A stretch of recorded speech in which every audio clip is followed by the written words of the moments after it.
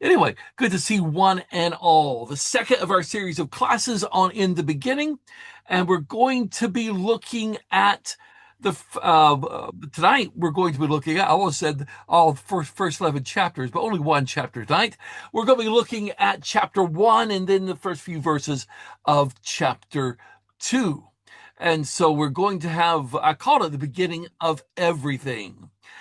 This is an outline for this chapter that I think works, looking at each day and what happened on the days. So we're going to see day 1, the creation of light; day 2, creation of the expanse; day 3, creation of dry ground and vegetation; day 4, creation of sun, moon, and stars; day 5, creation of sea life and birds; day 6, animal and human life created; and day 7, God quit. God ceased creating, at least. So that's a rough outline of where we're going to go. It may take us a little bit longer to get through the first part than it does the last part, but I think we should be able to get all this in within our allotted time.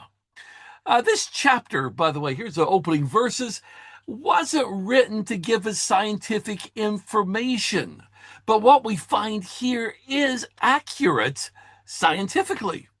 The opening verse of Genesis starts at the point time began.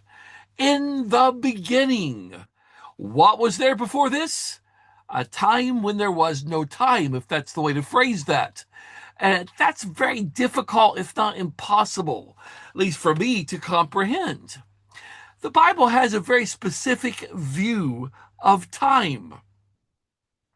We've got eternity, and then a period of time, and then we're going to have eternity again.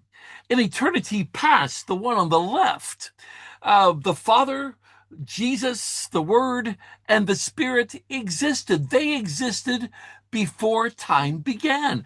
They existed before the beginning. And we find that in John 17, verse 5. There are other scriptures which refer to things that happened and promises that God made before the beginning. Ephesians 1, 3, and 4 says that before the foundation of the world, he chose a group of people that would be holy and blameless Christians. In 1 Peter 1, we find that before the beginning, it was determined that we would be redeemed with the precious blood of the Messiah. Titus chapter 1, the first 3 verses, talks about that before the beginning it was determined that eternal life would be there for those who follow God.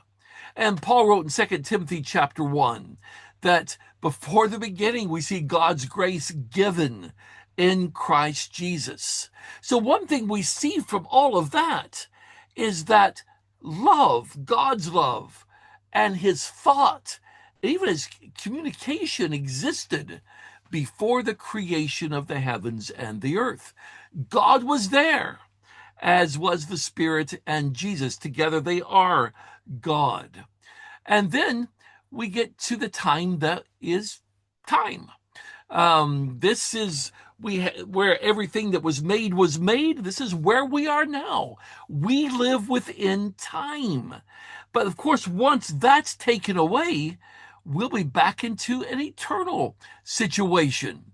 And we're left with 2 possibilities for eternity, where we're going to spend. I find it interesting that the Bible has a linear view of time, a definite beginning and a definite end to time. I say that because many religious systems see time as cyclical, as a circle with no beginning, no end, but a constant reforming. They call that reincarnation. The opening of Genesis firmly roots this narrative in space and time. This is real history, just like what is happening today is real history as well. Notice that when we get here in Genesis chapter 1, there's no explanation about the origin of God. In the beginning, he's there. No explanation, no defense of God. He's there. He's at the beginning. He's creating. He's active. So we don't have any explanation there. Sometimes we like explanations about lots of things, but Genesis does not provide that. But in the beginning, God created. That's an interesting word. Idea of create means to bring into being, to cause to exist. So, how did the earth come about? The Bible tells us that God created it, and he created it out of nothing. We call that creation ex nihilo. Hebrews 11:3 talks a bit about that.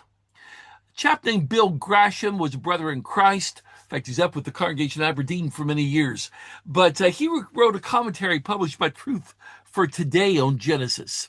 And he said this: even though this verse does not specifically state that God created the universe ex nihilism, out of nothing, it implies such, since he did so effortlessly by simply speaking the word. God created. The Hebrew word here for created in verse 1 is from the word bara, B-A-R-A, which indicates to create, and although it cannot be used exclusively to mean out of nothing, it can mean out of nothing. In fact, some suggest that this word is only used in connection with God. I know of no instances to contradict that in Scripture. Gordon Wenham in the Truth for Today commentary, Bill Grasham, both confirmed that this is always used in relationship to God. It's sometimes used interchangeably with another word, which is later on down in Genesis, and that's the word asa, A-S-A-H, and that simply means to make. So we'll talk about that when we get to it. But the first part of the creation was the heavens and the earth. I take that to mean the earth and everything else. And so it may just simply be to denote the totality of the creative act of God. Gordon Wenham in the Truth for Today, the Word Biblical Commentary, says Genesis 1:1 could therefore be translated, in the beginning, God created everything. I quite like that. So this opening paragraph can be taken to be either a summary of the entire creation, and that, by the way, is a very common method of writing in the Old Testament, to summarize something and then to expand on it, to explain it. Or it could be a statement of the beginning of the process. It could be either one. Peter Williams, in the Day One commentary on Genesis called From Eden to Egypt, says, what a haunting phrase this is with which the Bible opens. In the beginning, God. It says it all. For if we accept in faith the truth of this statement, then we shall have no difficulty whatever of believing the rest of the Bible's message. On the other hand, if we reject the truth of this opening statement, then we shall not only find it impossible to believe much of what the Bible teaches, but we put our souls in grave peril. So it is a haunting phrase. In the beginning, God created the heavens and the earth. And when the earth was initially created, it wasn't like what we find today. Text says it was without form. It was void. And by the way, it's dark. Light's not yet been created. It's in a state of disorder, we could say.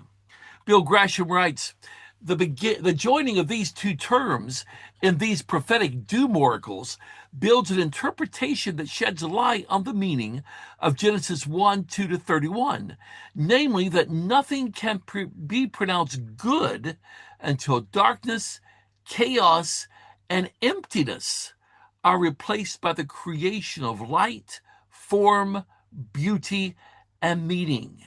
So initially we've got darkness, we've got chaos, and it's empty. It needs to be replaced with something. darkness was on the face of the deep. Now, it's hard to have a picture of darkness. So I found this picture, and I thought, well, this pretty well does it. It's blue like water, and it's sort of dark. It's got a little light on it. There wasn't any light yet. Um, because light hadn't yet been created, everything would have been darkness. But notice, darkness on the face of the deep. Deep is probably a really good description. From what we can tell, this was really deep. So picture in your mind a huge, I guess, ball of water, and the Spirit of God is hovering or moving over the face of the waters. Now, the word translated spirit is the Hebrew word ruach, and it's very much like the Greek word pneuma. It can mean either wind or spirit. But from what I understand, not that I've ever studied Hebrew, but when it's, from what I read, when it's combined with Elohim, which we have here, it's not indicating a wind, but the spirit. When Ruach does mean wind, it suggests a destructive force. But the context of Genesis 1 tells us that this is not the meaning here because it isn't destructive, but creative. The Ruach Elohim here is part of the constructive, creative process. Bill Grasham writes, the verse emphasizes that in spite of this seemingly unorganized situation in the watery deep, the protective Spirit of God kept it all in control. It was only a matter of time until God began to speak and bring forth order, life, and beauty from the first stage of his creation. By the way, we also see all three of the Godhead involved in the creation. We have God the Father here in these opening verses as the source, the origin of creation. We have the Spirit of God hovering over the waters, indication that the Spirit is involved in some way. And it's the Word of God, as God speaks these things into existence. Of course, John points that out in the beginning of his gospel, his good news of Jesus. And his opening is very similar to what we have here in Genesis 1. In the beginning, the same first three words, only this is Greek, of course. In the beginning was the Word, and the Word was with God, and the Word was God. He was in the beginning with God. All things were created by him, and without him, nothing was created. So we see Jesus involved as the Word in the creation as well. By the way, we see all three again when man is made, down in verse 26. And then we have the first let there be statement. God speaks light into existence. Let there be light. And light was created. And there was a separation of the light and the darkness. Notice, the darkness was not removed completely, but it was separated from the light to keep them distinct. Each would have its sphere in a point in time, one followed by the other. By the way, we see this consistently throughout this chapter. God speaks, and something happens. We call this fiat creation, or creation by decree. Psalm 33 talks about that, in particular verses 6 through 9. But notice that light is created before there's a sun. Sun's not going to be created until day 4. Some might say, well, that's not very scientific. How can you have light without a sun? Well, it's interesting, as even science postulates the primary character of light before the sun. But it really shouldn't be a problem for us. If God can create a universe out of nothing, making light would not be a problem. Bill Grasham again. The fact that God created light 3 days before he created the sun need not trouble the reader, because all that the writer of Genesis affirmed is that God caused the light to shine from a different source than the sun on that first day. And think about this. Is light not part of the character of God? John writing in his first letter, God is light, and in him there is no darkness at all. If God's light, then making light is not an issue. The light, by the way, called day, the darkness was called night. Bill Grasham went on to say in the Old Testament, to give a name to something was to assert dominion over it. There's some references to that. In this way, God defined the proper roles that these named creations should play in his plan. We now have night and day, evening and morning. And the text says there was evening and there was morning the first day. Why evening before morning? Probably because there was darkness first and then light was created. As the dark is night and the light is day. It makes sense to state that there was evening before there was morning. And by the way, that's still a Jewish concept of a day. The day begins at 6 p.m. It did in biblical times for the Jews. It does even today. So their day goes from 6 p.m. to 6 p.m.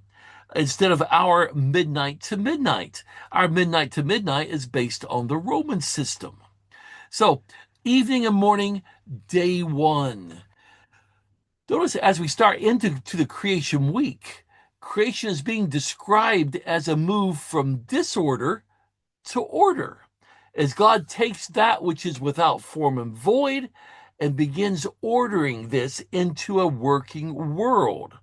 And of course, once the world was created, it sort of has moving its way back to disorder, but that's another story.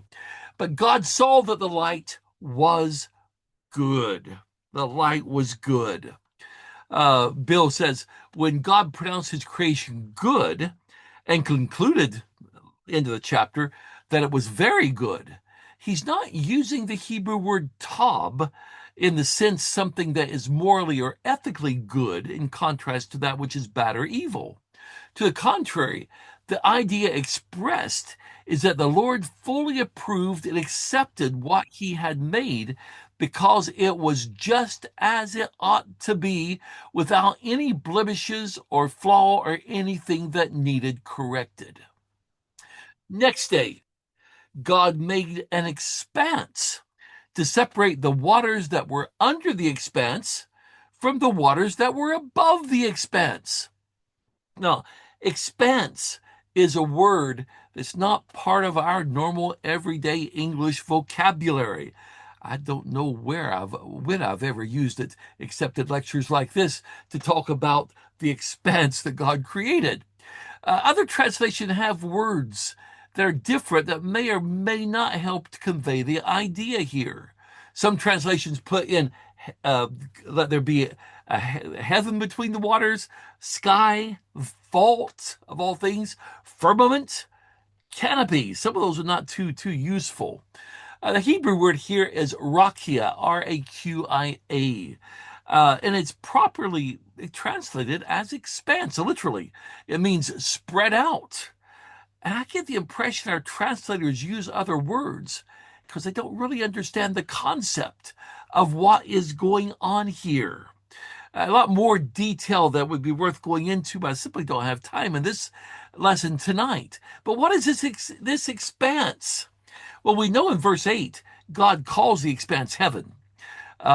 Some translations suggest in the footnote that this may be the sky. The NIV actually places that in the text.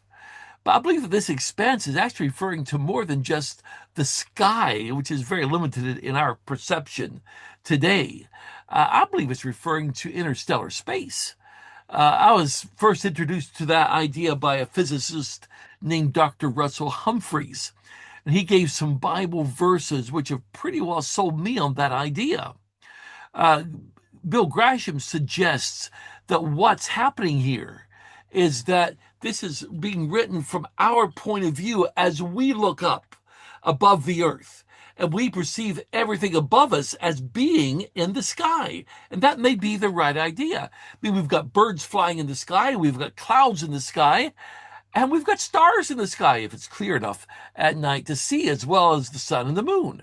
And we realize they're all not in our atmosphere, but it's just everything that's above us. And that may be the idea that's going on here.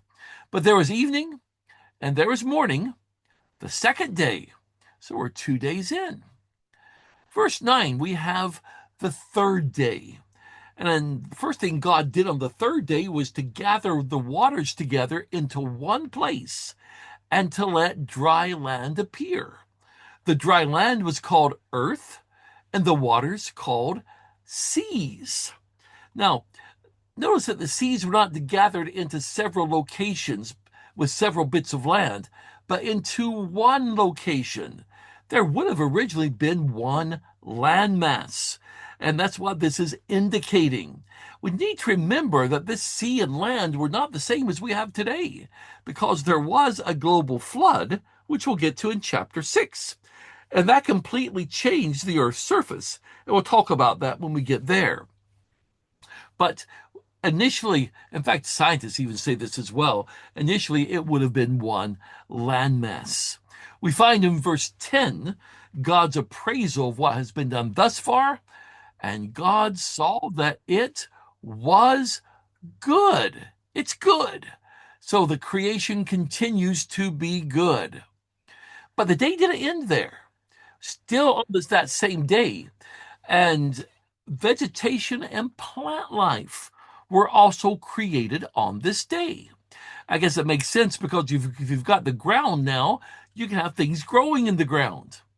3 types of plant life listed here. There is grass and vegetation. That would seem to indicate all spreading, ground-covering vegetation that we have on the earth. There were plants. We might refer to those as the bushes and the shrubs, as something a bit bigger.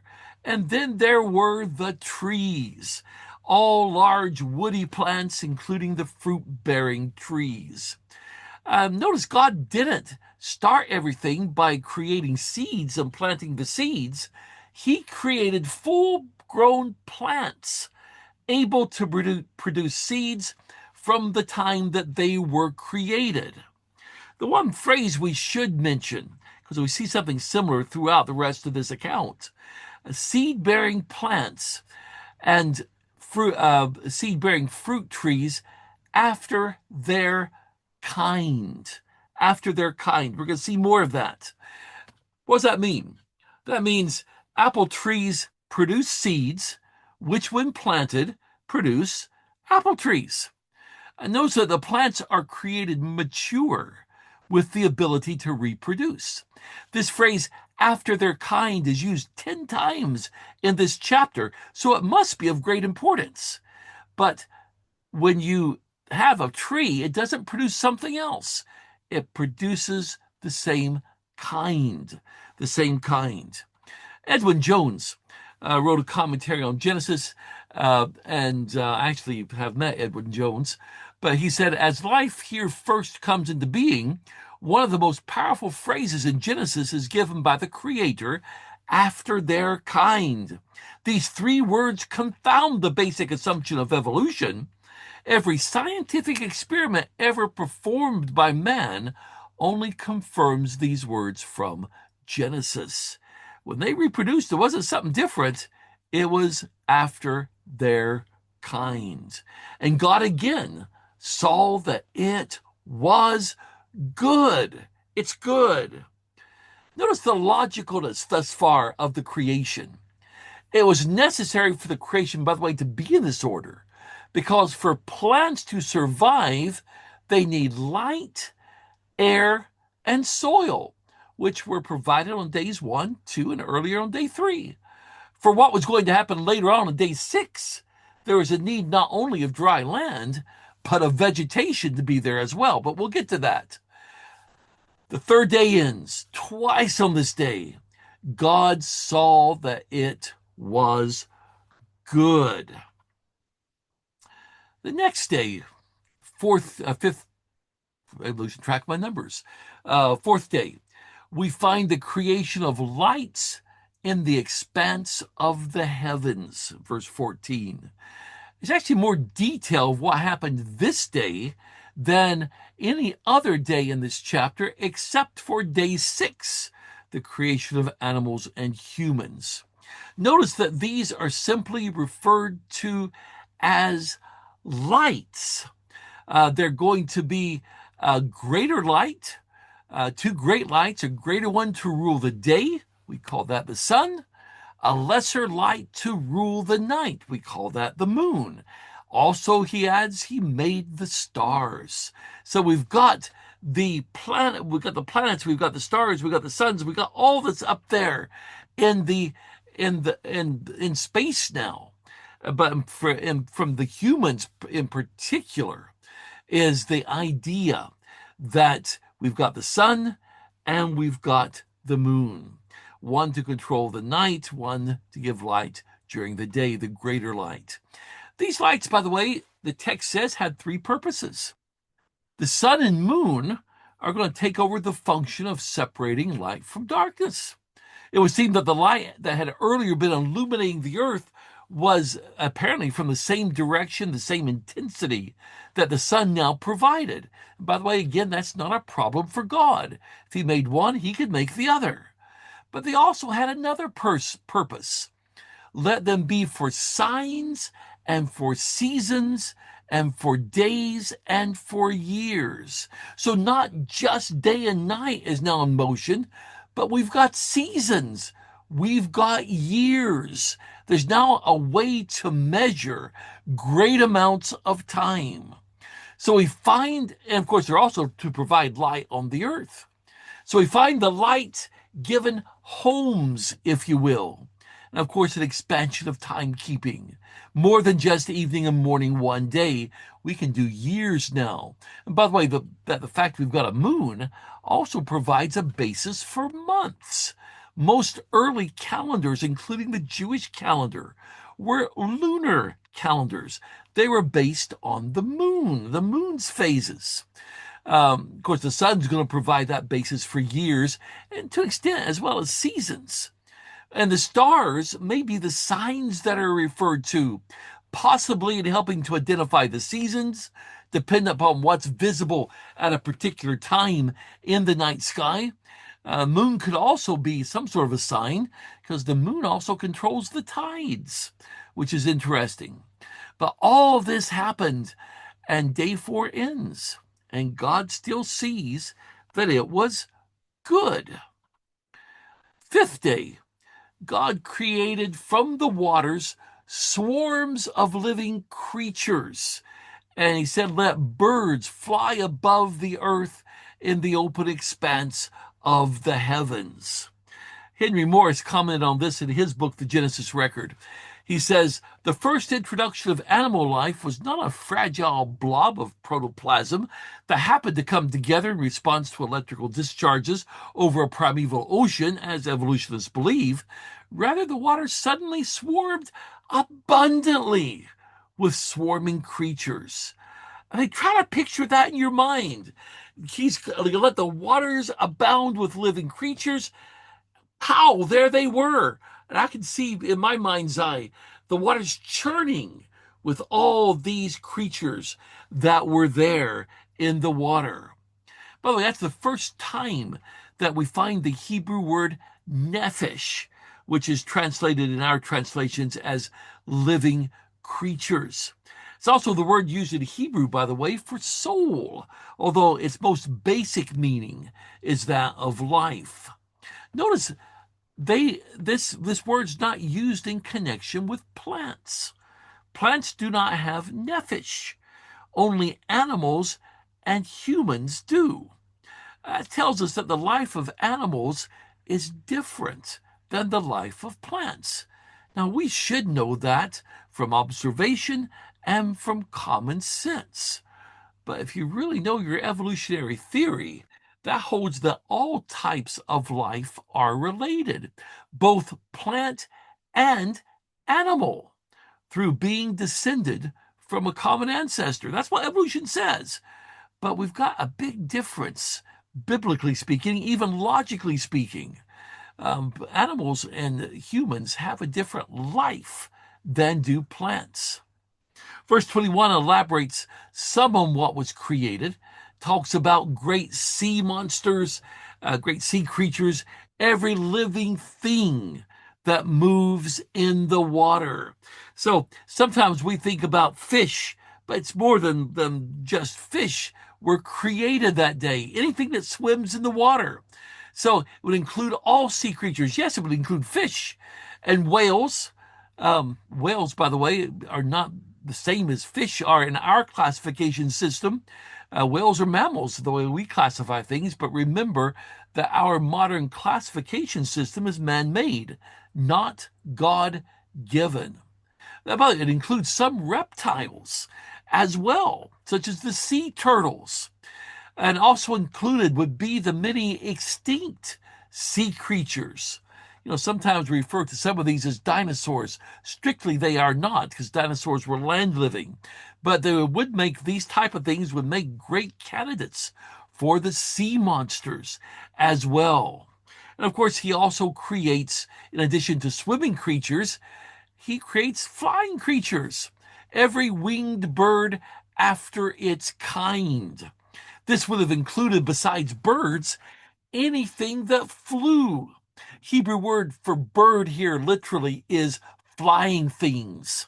And that would include bats, probably insects, the flying insects, the flying prehistoric reptiles, such as the pteranodon. And again, notice that's in contrast to the current evolutionary theory, which suggests that dinosaurs evolved into birds, that land creatures then evolved into flying creatures. God says, no, flying creatures were first.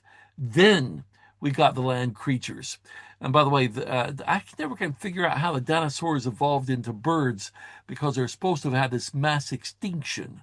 And how they then evolved into something, I haven't a clue.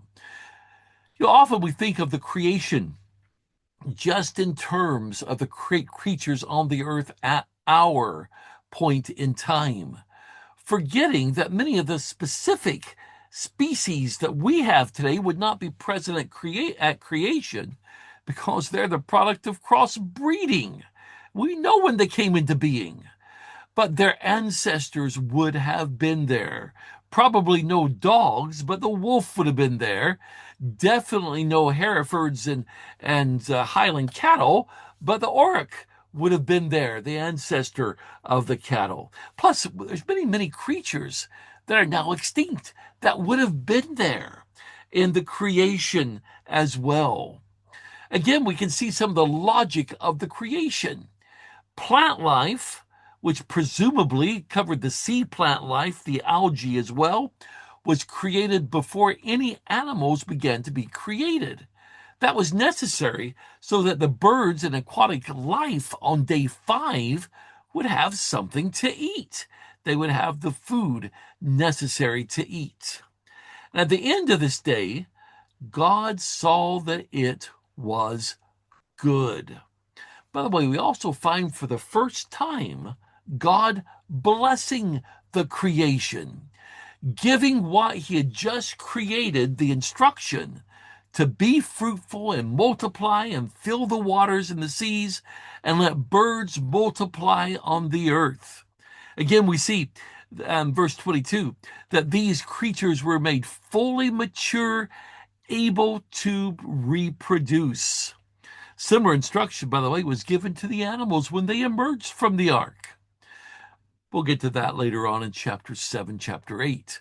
But the 5th day now concluded.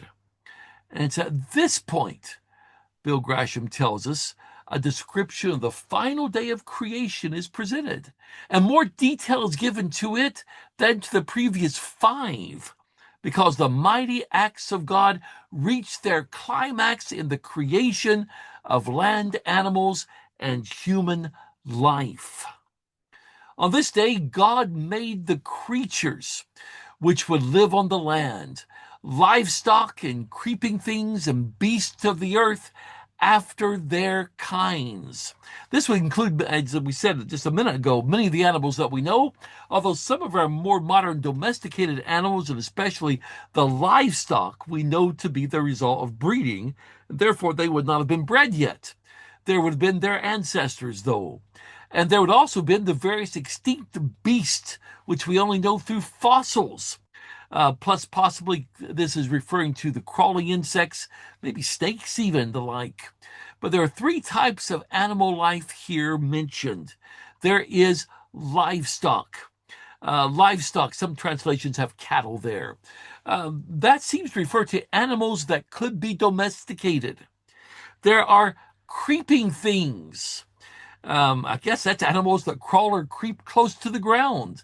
Most suggest we're talking about insects, lizards, maybe even small quadrupeds.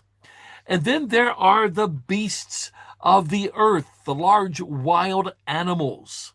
So God creates the animals of the earth, and God saw that it was good. But then God said, let us make man in our image, after our likeness. Let them have dominion over the fish of the sea, over the birds of the heavens, and over the livestock, and over all the earth, and over every creeping thing that creeps on the earth. So God created man in his own image. In the image of God, he created him. Male and female, he created them. Notice what God says here. Let us make man in our image, after our likeness.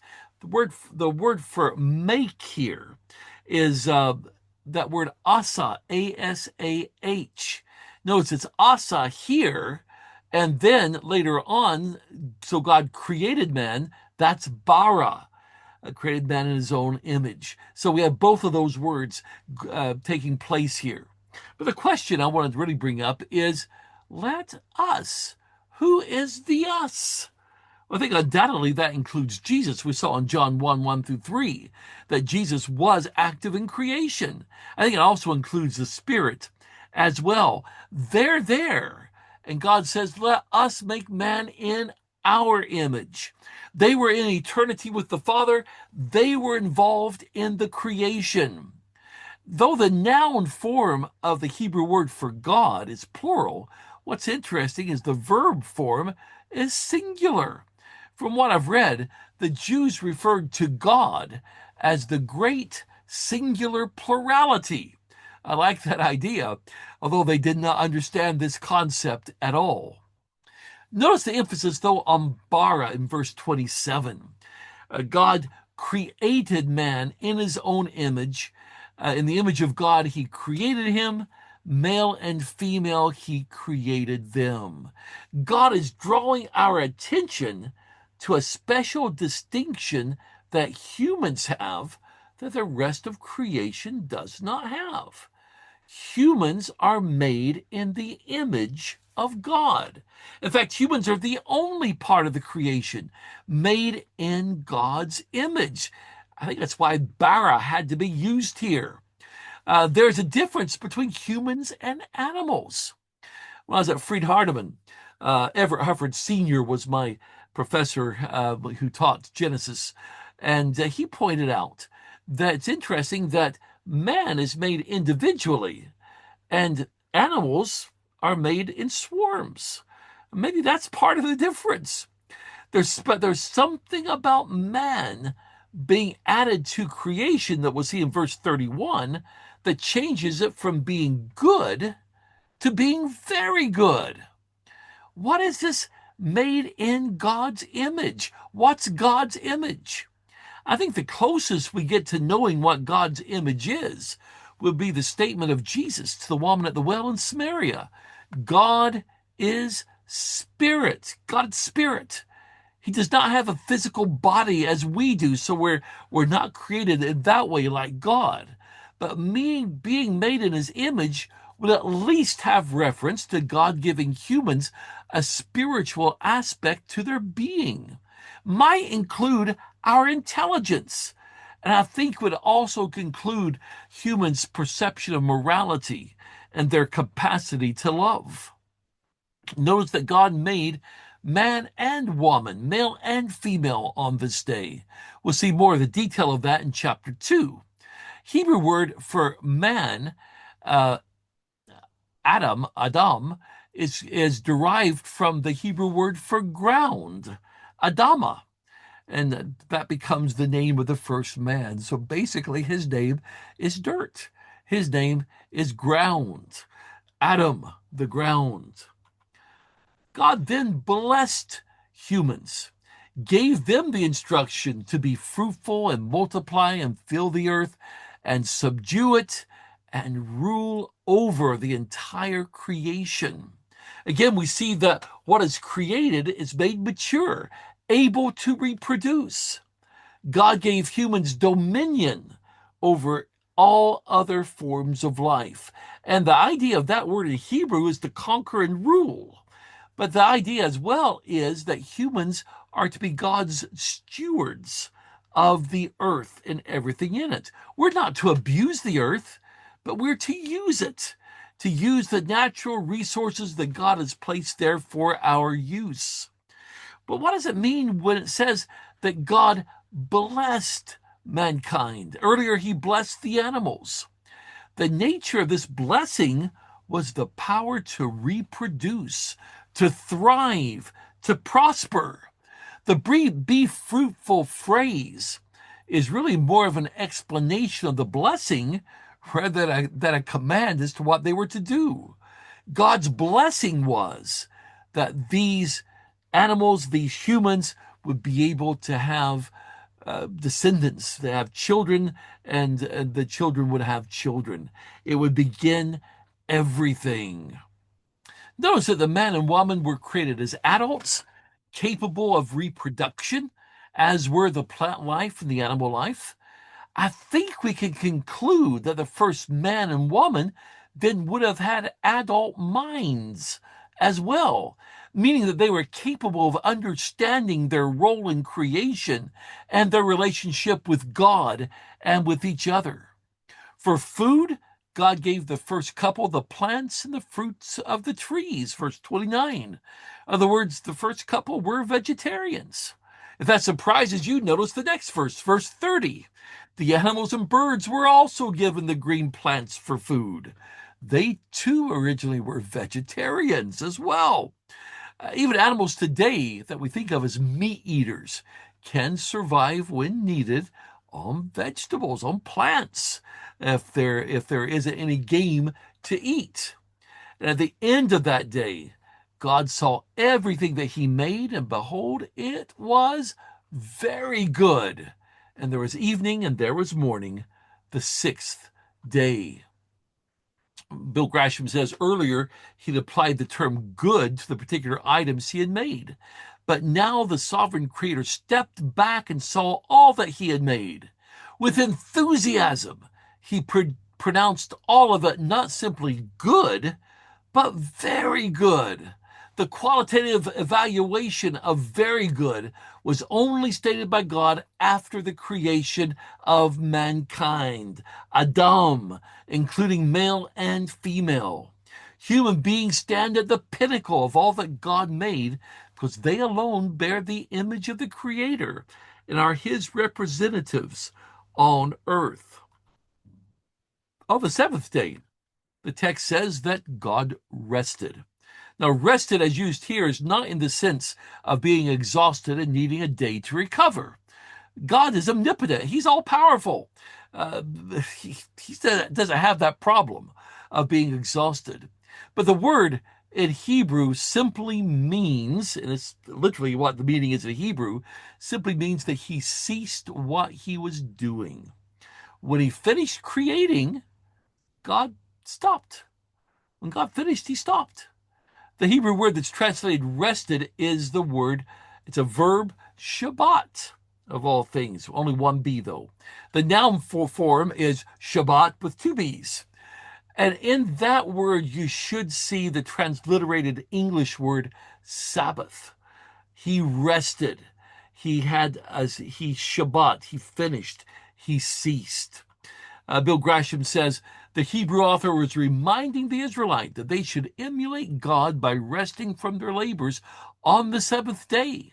In fact, God's resting is the rationale that's given in the Ten Commandments for Sabbath observance. Because God had finished creating, the seventh day was set apart. It was made a special day. So we have a little editorial comment by Moses in verse 3. Very similar, by the way, to Exodus 28-11, explaining the Sabbath day each week for Israel as being a day of rest. You can read about that as well in Exodus 31:14 to 17. No Sabbath command at this stage. We don't get that until we get to Exodus. But it would seem that although God has everything in place for there to be a day of rest, it doesn't come into being as a command for God's people for another 3,500 years or so. We find in Exodus 31:17, in 6 days the Lord made heaven and earth. On the seventh day he rested and was refreshed. Although God had completed the creation, don't think he stopped doing anything. He didn't stop his work. He continued to sustain. He continues today to sustain and bless his creatures. Jesus said in John 5:17, "My Father works until now, and I work." God's still working. He's just doing something different. Of course, we then see the Toledot at the end. And I like the way Hugo McCord translates this. This is the history of the creation of the heavens and the earth. Maybe appropriate closing comment on this section would be the first part of Psalm 136. And there the psalmist says, "Give thanks to Yahweh, for he is good, for his kindness is everlasting. Give thanks to the God of gods, for his kindness is everlasting. Give thanks to the Lord of lords, for his kindness is everlasting. To him who alone does wonderful things, for his kindness is everlasting. To him who by understanding made the heavens, for his kindness is everlasting. To him who spread out the earth on the waters, for his kindness is everlasting. To him who made great lights, for his kindness is everlasting. The sun to rule by day, for his kindness is everlasting. And the moon and stars to rule by night, for his kindness is everlasting." And it continues on throughout Israel's history with the sort of the repeating, "for his kindness is everlasting." Give thanks to God because this chapter does show his kindness towards us in what he created. Here's a little summary of this chapter of the days 1 to 7. Everything started that was complete and formless. It was void and dark. And of course, it ends up being complete and good. And God's able to cease. He's able to rest.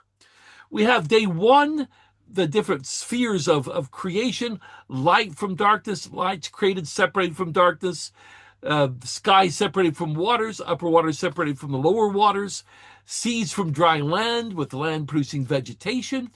And then we have the sequels to it. We get light from darkness, but then he creates the sun, moon, and stars to govern day and night. We have the waters put into place, but on day 5, we have the birds and the fish to live in the sky and the water. And then we had the dry land on day 3, and on day 6, we have animals and humans to live on the land and eat the plants. So that's a quick summary of the days of creation. Got a few minutes left. I think there's some lessons we can learn from this, but I will open this up at this point. And if anybody has any lessons that they can see for us in that, Stephen, you're fast. Lesson 1, God's Spirit brings order of chaos. Love it. Lesson 2, the same voice that made the world is willing to enter it, walk in it, and redeem it. Superb, Stephen. Thank you very much. John, good to see you. When you got to go, you got to go. But excellent, excellent, excellent, Stephen. So thank you for those. Any others? Anybody else have any lessons they can see for us in this particular section of text? Hello, Paul. I saw you slip in there. See it, I'll let you in. But anyway, good to see you. Good to see you. Anybody else have any lessons that they can see for us in this particular section of text? The Lee. very good, the very good, what God says, very good. So, everything that God makes is good. So nobody can say that anything in creation, including including the first humans or the or a newborn child is bad. I'm Yeah, thinking about it kind of destroys the whole idea of being born with sin. I thought that's because very good. if God says it's good, God Yeah, doesn't. He said that He doesn't create anything that's bad. So anything that's bad happens from a different afterwards. source. Yes, we will get to that in chapter 3, will we not? So yeah, but yeah, excellent, excellent. Yeah, what God makes is good. Benice, I see a hand raised. Yes, thank you so much Hi for there. the listen. Hiya. Um, I think one thing that points out to me is God's authority. Oh, Um, good.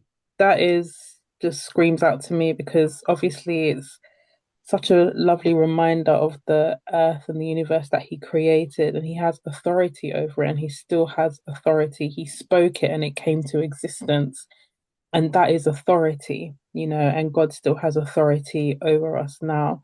I do have a question, if I may. Yes, go for it. You may. Okay, just to take you back a little bit, in verse 17 of chapter 1, before that, you mentioned about in verse 6, in my version, it's the firmament, which I've always assumed was the sky, but you mentioned it could be referring to is it the interstellar, the space? Interstellar space, yes. I think it's bigger than Yeah. sky, yes.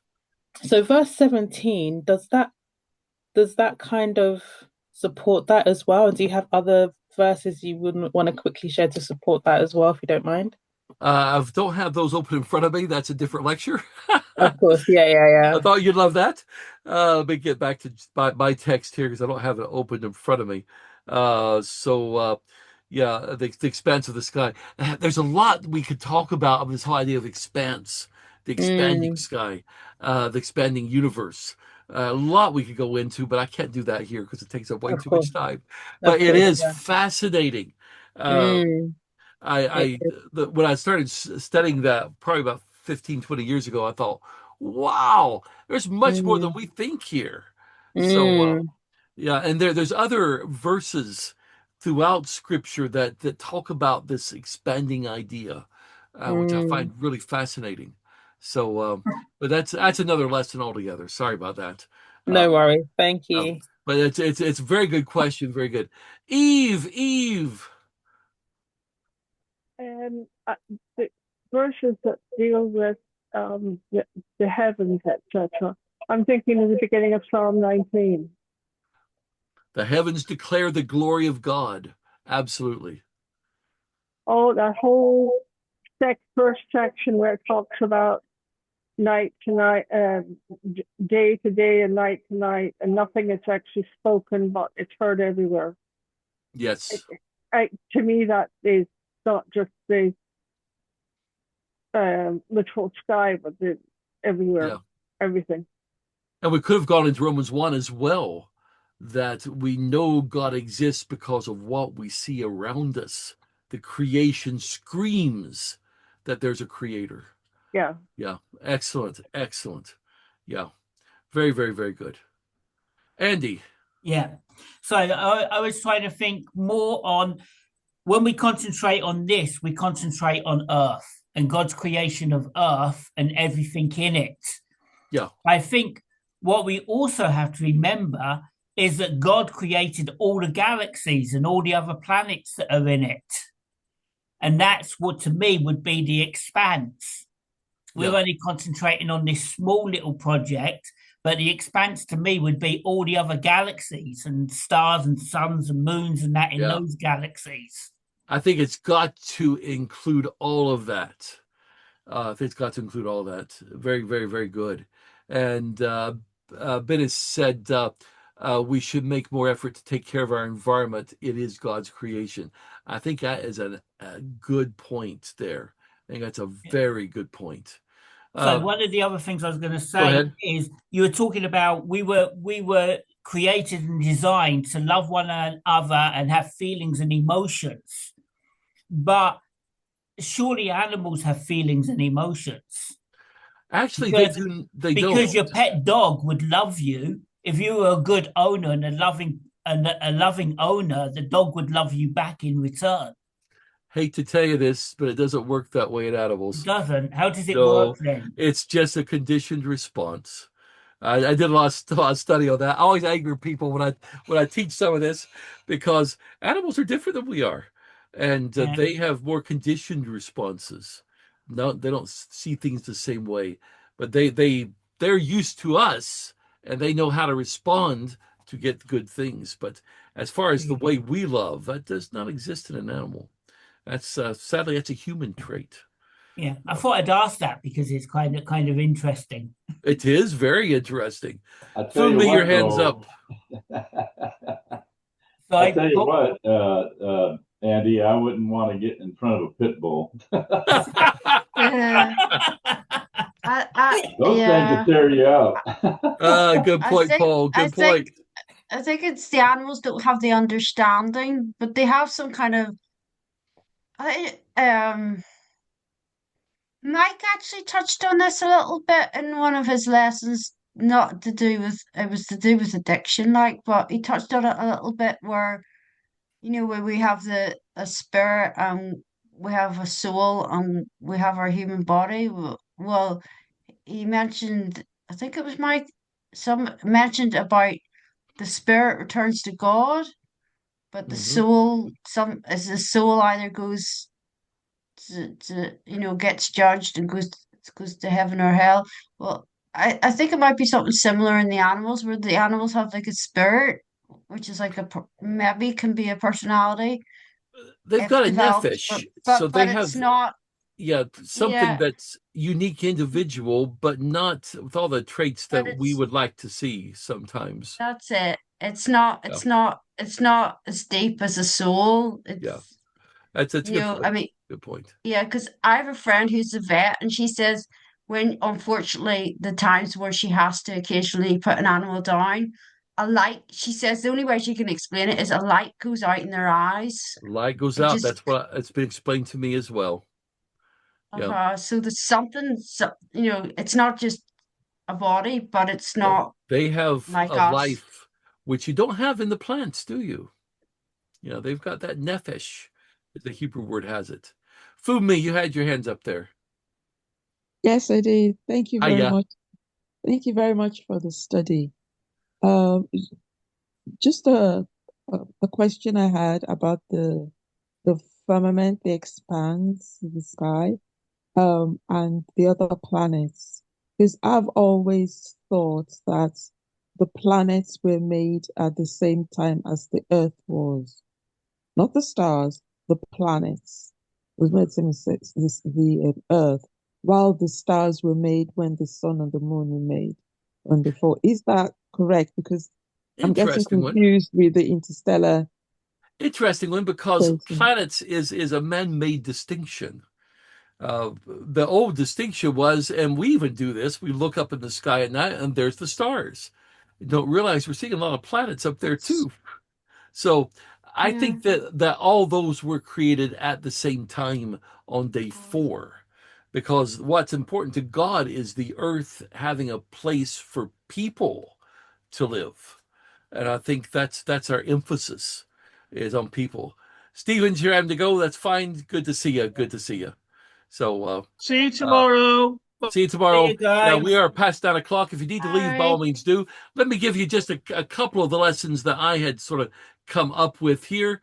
Some of these were sort of been hinted at there. God is creator of all. I liked this. I think I read this in McGuigan somewhere. The same God who has the power to dispel darkness in the physical world also has the power to dispel the darkness of sin in our lives. And I like that whole concept there. 2 Corinthians 4:4-6 is the reference. And that the creation does tell us about God and his power. That was already said as well. And I had this as a last quote from McGuigan from his book, Genesis and Us. And this is what Eve was saying. The creation tells us of God's glory. But when God wanted to reveal himself best, he asked his son to come to us. Yes. So that's what's important. Yeah, that's what's important. That's what's important. Creation's great, but what's even greater is he sent Jesus. And that is chapter 3, which we're not going to be in next week because we're going to be in chapter 2. So we're going to look in a bit more detail at the creation of the first people.